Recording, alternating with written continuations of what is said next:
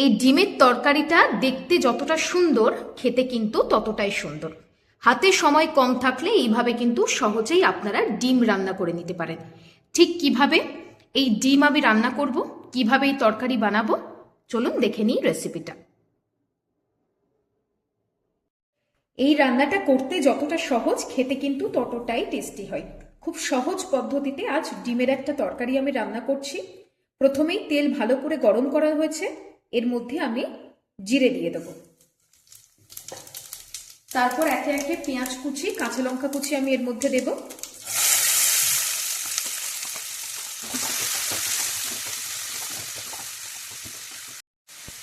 পেঁয়াজটা হালকা বাদামি না হওয়া পর্যন্ত এটা আমি ভাজতে থাকবো।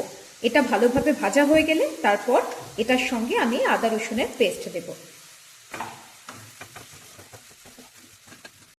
পেঁয়াজটা বাদামি হয়ে ভাজা হয়ে গিয়েছে, এর মধ্যে আমি আদা রসুনের পেস্ট অ্যাড করব।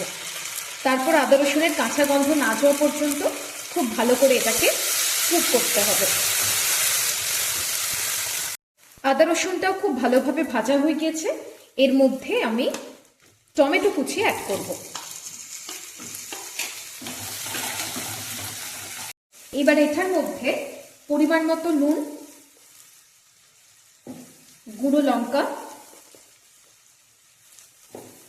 এবং পরিমাণ মতো হলুদ দিয়ে আমি মশলাটাকে আরো ভালো করে নাড়াতে থাকবো।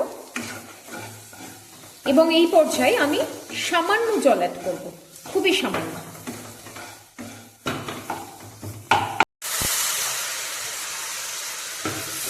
খুব সামান্য আমি জল অ্যাড করলাম। এই পর্যায়ে মশলাটাকে খুব ভালো করে কষাতে হবে।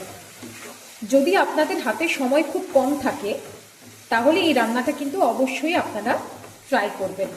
ডিমের তরকারি করব, কিন্তু ডিম সেদ্ধ করা, ভাজার কোনো রকম ঝামেলা ছাড়াই কিন্তু এই তরকারিটা খুব সহজেই তৈরি হয়ে যাবে। ভাতের সঙ্গে, পরোটার সঙ্গে, রুটির সঙ্গে কিন্তু খুব ইজিলি এটা আপনারা খেতে পারবেন। খেতেও কিন্তু ভীষণ টেস্টি হয়। মশলাটা খুব ভালো করে আমি কষাবো। এই পর্যায়ে মশলাটা খুব ভালো করে কষানো হয়ে গিয়েছে। এই পর্যায়ে আমি পরিমাণ মতো জিরে গুঁড়ো, পরিমাণ মতো ধনে গুঁড়ো এবং সামান্য গরম মশলা গুঁড়ো দিয়ে দেব। তারপর মশলাটা আরো একটু ভালো করে নাড়িয়ে এটার মধ্যে সামান্য চিনি অ্যাড করব।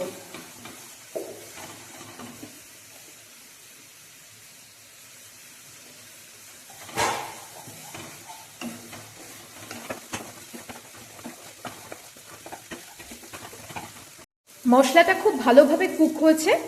এবার এই মশলাটার মধ্যে আমি গরম জল ঢেলে দেব।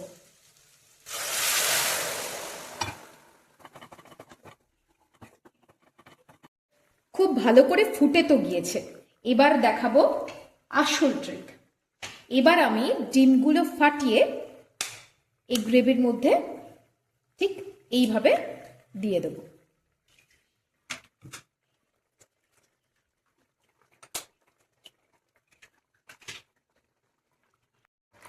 এবার উপর থেকে সামান্য ধনেপাতা ছড়িয়ে দিয়ে আমি এটাকে একটু ঢেকে দেব। তার মধ্যে ডিমটা আমাদের পুরোপুরি কুক হয়ে যাবে।